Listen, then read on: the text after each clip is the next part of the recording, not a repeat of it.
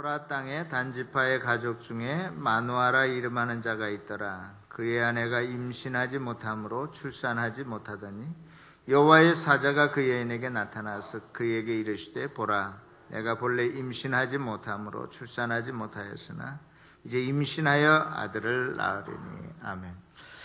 성경에 보면 결혼한 여자가, 여인이 임신하지 못해서 출산하지 못하는 사례가 참 많이 나오고 있습니다. 우리가 잘 아는 것처럼 아브라함의 아내 사라가 있었는데 아브라함과 나이가 한 10살 차이 정도 나죠. 아브라함이 75살 때, 다시 말해서 그의 부인이 65살 때 하나님께서 그를 부르십니다. 너는 친척 아비 집을 떠나라. 떠날 때 하나님께서 무슨 약속을 하셨냐면 너로 말미암아 큰 민족을 이루어 주겠다. 그런데 아무리 기다려도 기미가 안 보이는 거예요.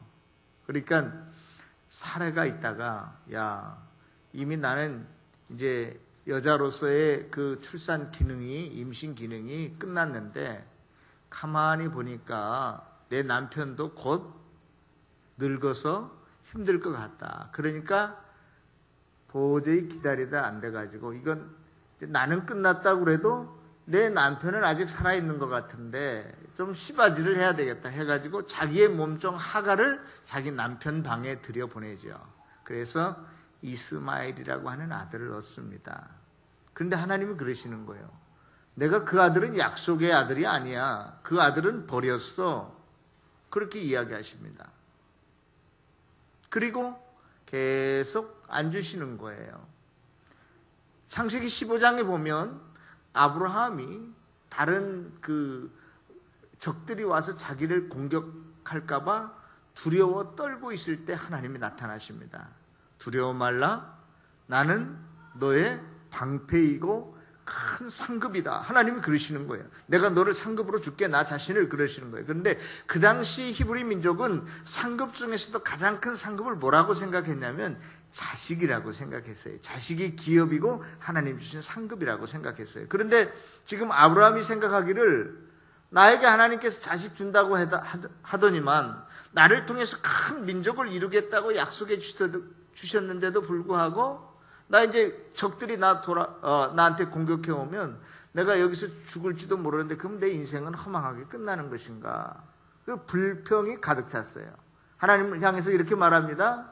그래요? 이제 나는 하나님은 말로만 나에게 뭐 상급을 주시겠다, 큰 민족을 이루겠다, 뭐 자식을 주시겠다, 이렇게 주겠다 이렇게 약속하셨지만 아무것도 없이 내가 죽을 것 같습니다. 나에게 상급이 있다면 내가 지금 내 양아들처럼 종으로 부리는 엘리에셀이 내 상속자죠. 이런 식으로 이야기합니다. 그러니까 하나님께서 야 아브라함아, 너 밖으로 한번 나가보자. 아마 그때가 밤이었던 것 같아요. 하늘을 봐. 많은 별들이 있는데 몇 개나 있는지 한번 세어보아라. 너의 후손이, 너에게 날 자식이 이와 같이 많을 것이다. 할렐루야. 그런데 하나님께서 안 주시는 거예요. 약속만 그렇게 하시지. 우리가 잘 아는 것처럼 아브라함이 몇 살 때 아들을 얻었다고요? 100살 때. 왜 그렇게 기다렸을까? 저는 곰곰이 생각했어요. 약속했으면 빨리 주면 애가 타지 않게 말이야. 더 잘 섬기고 그랬을 텐데 왜 아브라함이 100세 때까지, 그의 아내 사레가 90살 때까지 하나님께서 그 약속을 연기시켰을까? 다른 것 아니었던 것 같아요. 자기네들의 힘으로 할 수 없는 때까지 하나님께서 기다린 것 같아요. 만약에 뭔가 자기네들의 힘으로, 기술로, 능력으로 아들을 얻었다면 내 힘이 이렇게 좋은데, 기술이 이렇게 좋은데 뽐낼까 봐서 하나님께서 정말로 마른 나무떼기와 같이, 고목과 같이 그들을 만드신 다음에 하나님께서 축복해 주신 줄로 믿습니다. 중요한 것은요, 내 조건과, 아까 우리 찬양 인도자가 그렇게 말씀하셨던 것 같아요. 내 어떤 환경과 상황이 어떠하느냐에 따라서 그 일이 발생하고 안 하고가 아니라 하나님의 도우심이 있게 되니까, 하나님의 능력이 나에게 임하게 되니까, 우리 가정에 우리 자녀들에게 임하게 되니까 없는 것도 있게 되고, 임신할 수 없어서 출산을 하지 못하였던 여인도 아이를 낳게 되더라는 것입니다. 여러분들 중에 혹시 몸이 아파 힘들어하는 자가 있습니까? 물질 때문에 어려움 속에 있는 자들이 있습니까?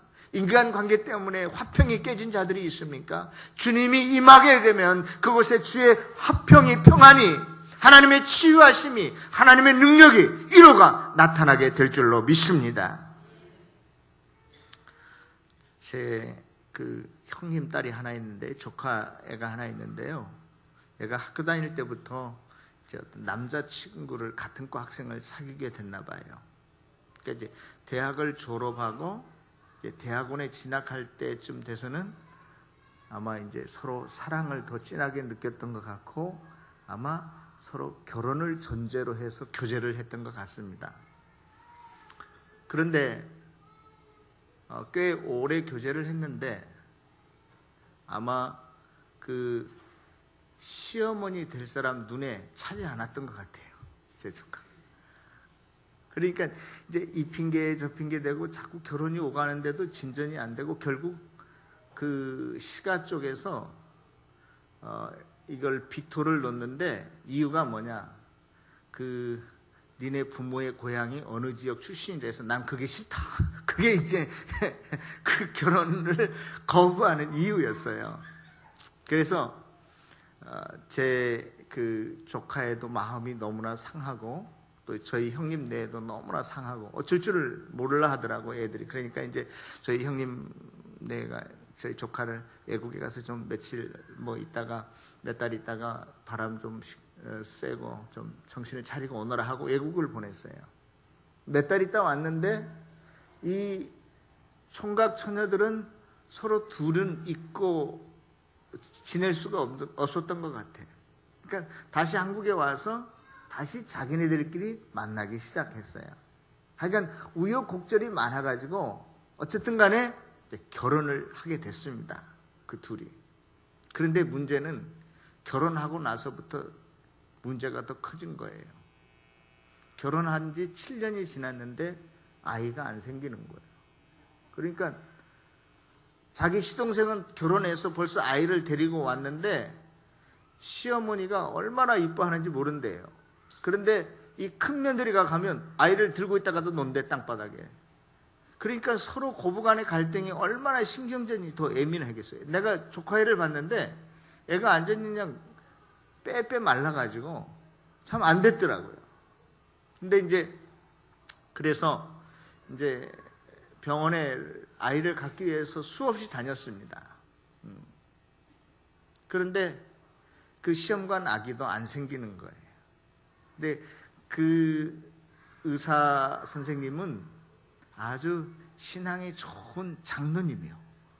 시험관 아기를 시술하려고 하는 그 주치의는 아주 믿음이 좋은 의사 선생님이고, 또 자기 실은 외삼촌이야. 우리 한국의 대학병원의 큰 병원의 병원장이야. 산부인과 의사야.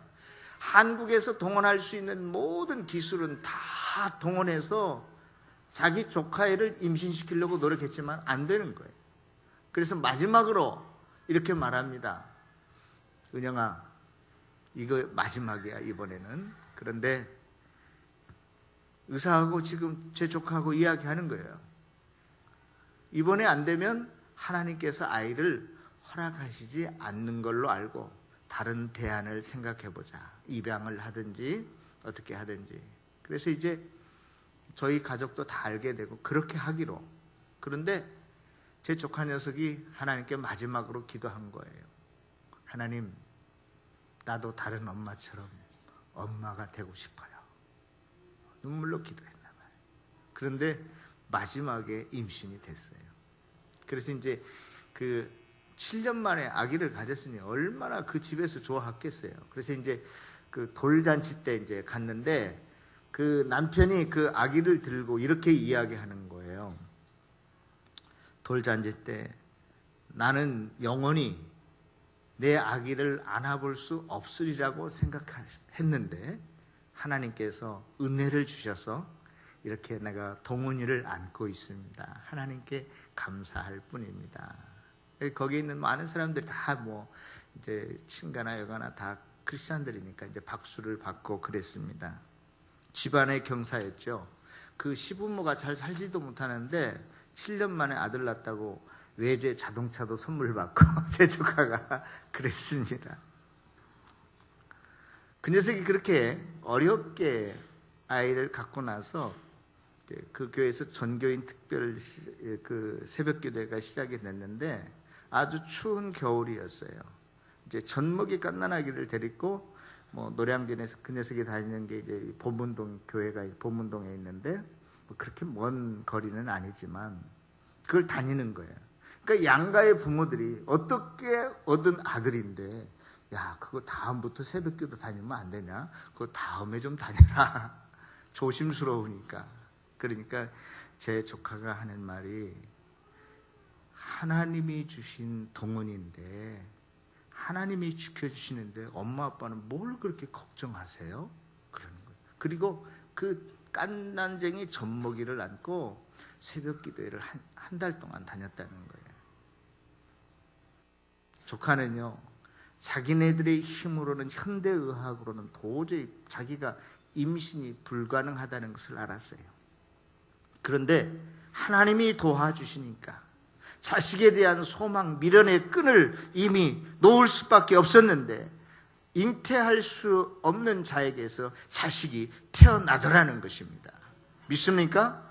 오늘 제가 읽은 성경 본문 말씀이 거의 비슷한 말씀이에요.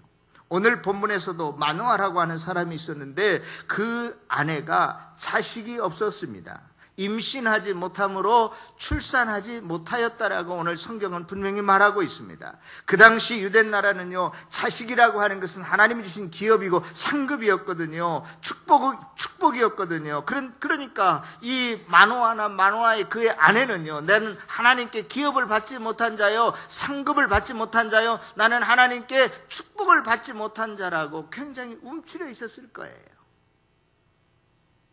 또 그 당시 그 이스라엘 나라는요, 국가적인 지금 상황이 어떠한 상황이었냐면 이스라엘 백성들이 악을 행해서 블레셋에게 40년 동안이나 힘들고 어려운 고통의 시기, 그 터널을 지금 지나고 있었던 때였어요. 아주 어둠이 짙게 그 가정에도 그 부부에도 내리고 그 사회생활 거국적으로 민족적으로 그들이 어려운 도탄에 빠져 있었던 때였어요. 희망이 없었습니다. 그런데 오늘 본문에 보니까 여호와의 사자가 그 여인 출산치 못한 마노아의 부인에게 나타나서 이제 임신하여 아들을 낳으리니 그가 나실인이 되겠고 블레셋 사람의 손에서 이 이스라엘을 구원하기 시작할 것이다. 할렐루야. 놀라운 희망을, 가능성을, 은혜를, 축복을 허락합니다. 사랑하는 성도 여러분, 하나님의 능력이, 하나님의 도우심이 저와 여러분들에게도 임하게 되면, 하나님의 은혜가 되면 지금까지 출산한 적이 없는 여인이라 할지라도 자식을 낳게 될 줄로 믿습니다.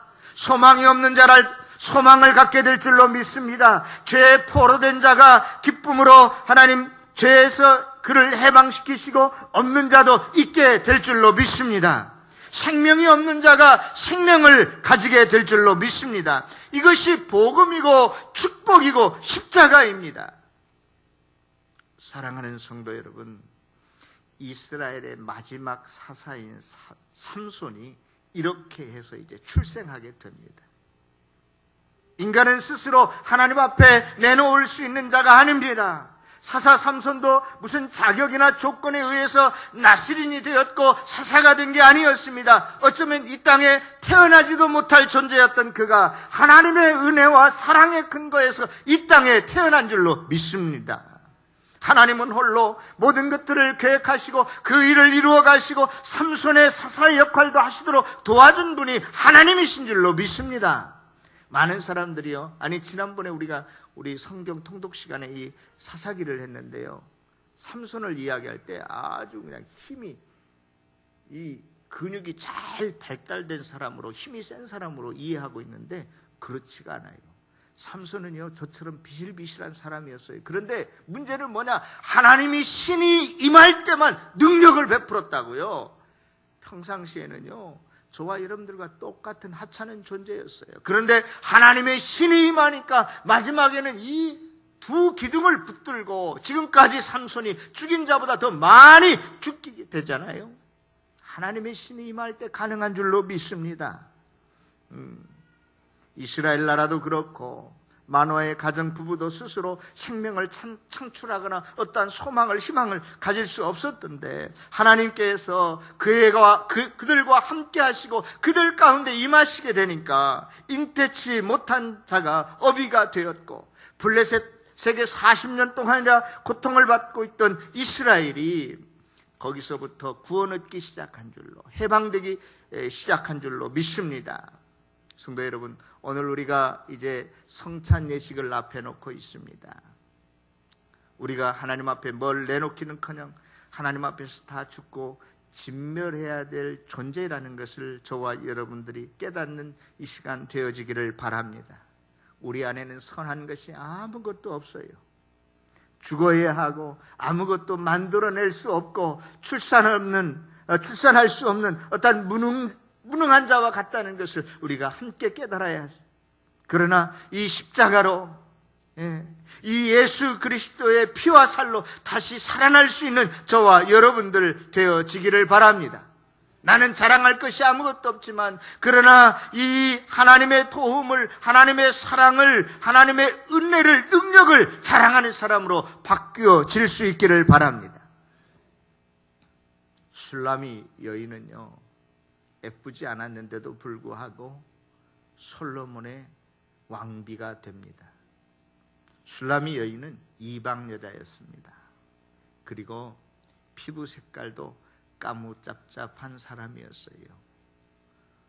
노예였습니다. 솔로몬에게 자기를 드러내고 자랑할 만한 아무런 조건이 없었던 여인이었습니다.